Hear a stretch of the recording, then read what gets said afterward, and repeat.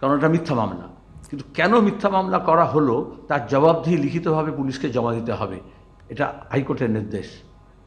আমরা প্রথম থেকে দাবি করছি, অসংখ্য মিথ্যা মামলা করা হয়েছে। এটা একটা কেস থেকে জানা যায় পশ্চিমবঙ্গের অবস্থা কী। দুর্নীতি চলবে, দুষ্কৃতি চলবে, গুন্ডামি চলবে, মস্তানি চলবে, লুট চলবে, জমি চুরি চলবে, আর অন্যদিকে কেউ প্রতিবাদ করতে পারবে না। বিধানসভায় এমএলএ হিসেবে যখন বলেছেন তার মাইক বন্ধ করে দিয়েছে মুখ্যমন্ত্রী, পুলিশ মন্ত্রী, কিন্তু তিনি কোনো ব্যবস্থা নেননি। এই ধরনের কোনো অভিযোগ হলে প্রথমে স্পিকার ব্যবস্থা নিতে বলে, কোনো ডিরেকশন দেওয়া হয়নি স্পিকার থেকে। সমস্ত মিথ্যা মামলা প্রত্যাহার করতে হবে। তার জন্য দরকার একটা স্পেশাল রিভিউ কমিটি তৈরি করে দিক হাইকোর্ট।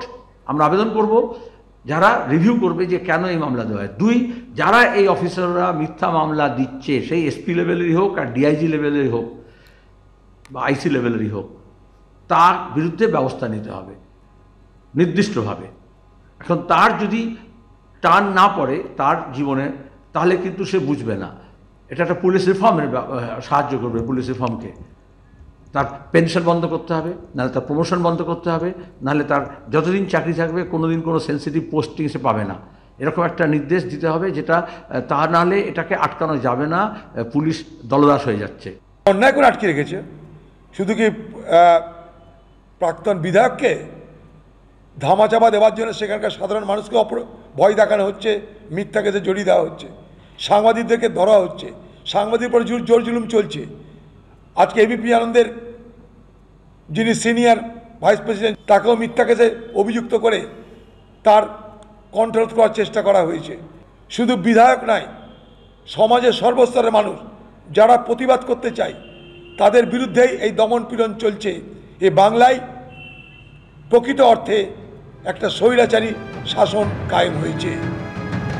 আজকেই জেল থেকে মুক্ত করতে হবে নিরাপদ সর্দারকে, জানিয়ে দিল হাইকোর্ট। গোটা ঘটনায় জেলার পুলিশ সুপারের রিপোর্ট তলব।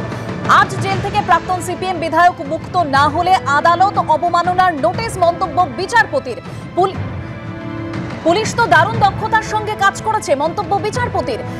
তার কারণ এই প্রসঙ্গ উঠে আসছে যে নিরাপদ সর্দারের বিরুদ্ধে এফআইআর দায়ের হয়েছে 9ই ফেব্রুয়ারি, আর পুলিশের কাছে অভিযোগ এসেছে 10ই ফেব্রুয়ারি। আর এই অভিযোগ করেছিলেন শিবু হাজরা, তৃণমূল নেতা শিবু হাজরা, যাকে ইতিমধ্যেই গ্রেপ্তার করেছে পুলিশ। সেই শিবু হাজরার ম্যানেজার ভানু মণ্ডল, যার অভিযোগ হয়েছে 10ই ফেব্রুয়ারি, আর পুলিশ যে এফআইআর রুজু করেছে তা হলো 9ই ফেব্রুয়ারি। মামলা যেটা উঠেছে তাতে তাকে জামিন দেওয়া হয়েছে, ভালো কথা। আমরা বলছি যে এলাকাটাকে উত্তপ্ত যাতে কেউ না করে, আইন শৃঙ্খলা পরিস্থিতি সবটাই দেখা হচ্ছে, এবং রাজ্য পুলিশ প্রথম থেকে কাজ করছে, অ্যারেস্ট ইত্যাদি হয়েছে, সব কাজই হচ্ছে। এর মধ্যে যখন প্রথম দিকে যদি কেউ এলাকাকে উত্তপ্ত করা হয়, তখন তাকে যখন প্রাক্তন এমএলএ তিনি কেন বলেননি এগুলো, এই প্রশ্নগুলো যেমন থাকে, তার সাথে সাথে এলাকা তো উত্তপ্ত করা যায় না। আপনাকে তো অভিযোগগুলো শুনে সেই মর্মে পদক্ষেপ নিতে হবে, কিন্তু রাজ্য সরকারকেও অপদস্থ করার জন্য এবং এলাকাকে উত্তপ্ত করে তো সমস্যার দাঁড় করাতে পারেন, কিন্তু সমস্যার সমাধান তারা করতে পারেন। যাই হোক, তখন তাকে তুলে নেওয়া হয়েছিল এবং তার সঙ্গে বিজেপির যে নেতা ছিলেন তাকেও তুলে নেওয়া হয়েছে।